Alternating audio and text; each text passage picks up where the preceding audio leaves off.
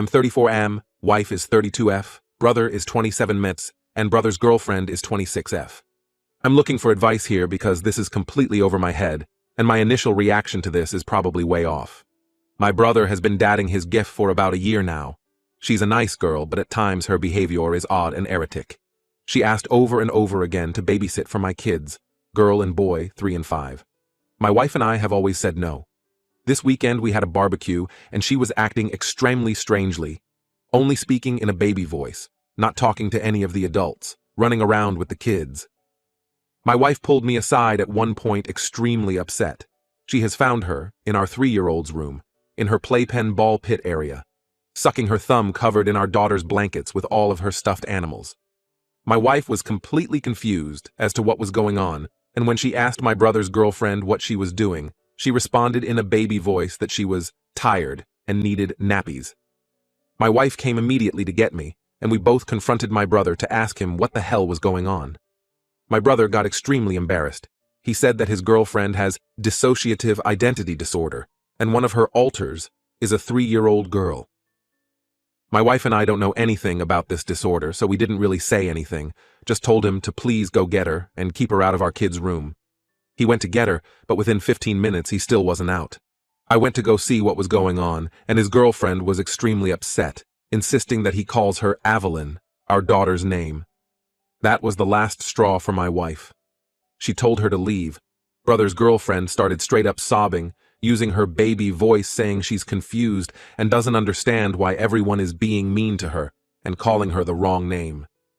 That night my brother called and admitted that not only is one of her alters a 3-year-old, it's very specifically our 3-year-old. He said he can't talk to her about this because when she's not her Avalyn alter, she doesn't remember anything, and when she is her Avalyn alter, she isn't rational. My wife and I told my brother she's not allowed at family functions anymore, and she's not allowed around our kids. My wife was extremely upset and told my brother that his girlfriend was psychotic and that she wouldn't understand why he was still with someone like that. My brother is upset that my wife said those things about her and said he understands we would be upset about her having an alter of our daughter. But she can't help it, and we should be more understanding because it's a disorder due to childhood trauma. Did my wife and I handle this the right way? We know nothing about this disorder, and doing research into it, the medical definition doesn't seem to match the way my brother's girlfriend is acting. Edit. She doesn't have an official diagnosis, putting that in bold because people keep asking. Apparently it was rude of my wife and I to ask if she was getting treatment or had a diagnosis because therapy isn't available to everyone, and self-diagnosis is valid. She comes from a very affluent family and definitely has the resources to get therapy and a proper diagnosis. Update 1. So, to start things off, my wife and I have done a lot of research into dissociative identity disorder, which I will call DID. Right off the bat, I'll be blunt here. I don't believe in the fad DID or anything that goes along with it. I don't think people are programmed to be systems. I don't think people make fictives over characters from TV or movies. I definitely don't think it's possible to make an alter of a specific 3-year-old girl. I think that's all attention-seeking BS. I don't know about the validity of actual DID, if it does exist, because at this point, it is being faked so much, it's impossible to figure out if it's an actual disorder or not. I definitely don't think if someone did actually have DID, they would be on Reddit casually talking and making videos about meeting the alters, and BS like that. And no, I don't think being in the DSM proves any validity whatsoever. I do think if you really are convinced you have DD, you probably do have some sort of disorder that you should get checked out with an actual, reputable doctor. Now that's out of the way, my wife and I have heard from my brother after the party. He still thinks we owe his girlfriend an apology. We told him that he owes us an apology for not telling us about his girlfriend's erratic and psychotic behavior. I'm not using the term psychotic to be insulting. I really do think she's experiencing some sort of psychosis.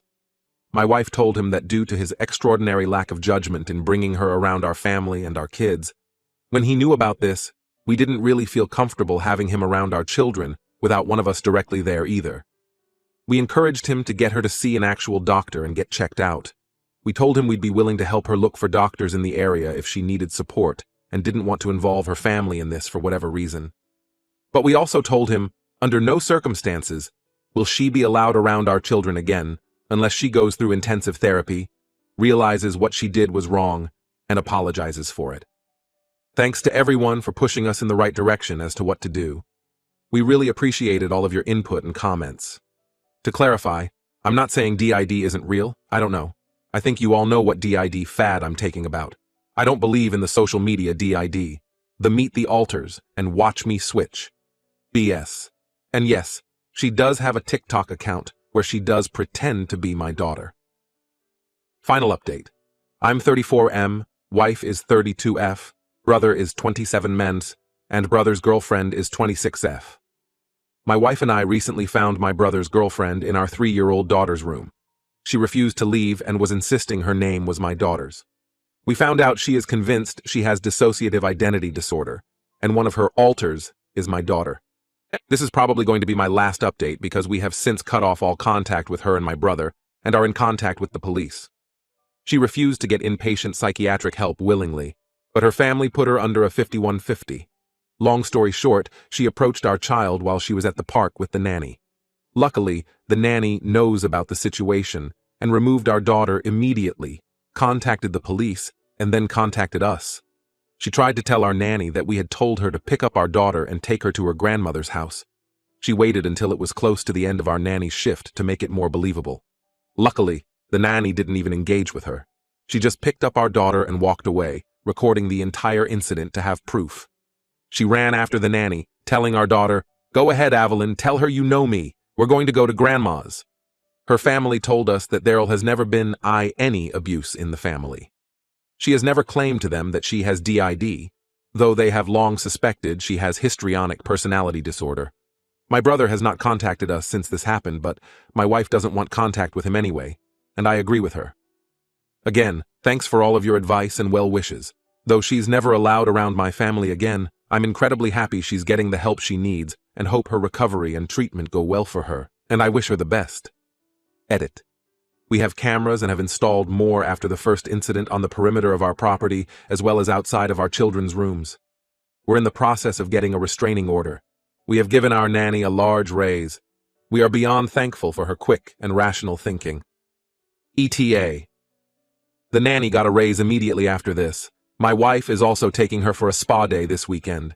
Words honestly cannot express how thankful we are for her and her fast, rational thinking. We have cameras and have installed more after the first incident on the perimeter of our property as well as outside of our children's rooms. We're in the process of getting a restraining order, though it doesn't seem likely she'll be leaving the inpatient facility anytime soon. Concluded. OP indicated that this would likely be the final update given that they've cut contact with OOP's brother and the GF.